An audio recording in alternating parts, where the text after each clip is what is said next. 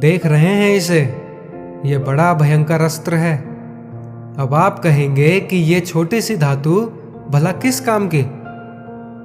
आप चाहे तो इस धातु से वस्तु जोड़ लें या फिर चोट भी खा सकते हैं। ये एक धातु लकड़ी के दो पट्टों को एक करके जोड़ सकती है, या फिर आपके शरीर में लग जाए या चुभ जाए तो आपको बहुत बड़ा घाव भी दे सकती है।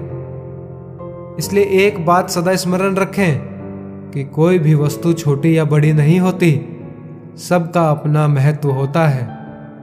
यदि आपको स्वयं बड़ा बनना है तो कभी किसी को छोटा समझने की भूल ना करें। यदि छोटों का साथ लिया तो आप स्वयं बड़े बन जाएंगे, और यदि उनका तिरस्कार किया तो इस धातु की भांति चुभकर वो आपका मार्ग भी रोक सकते हैं। स्वयं विचार कीजिएगा। राधे राधे।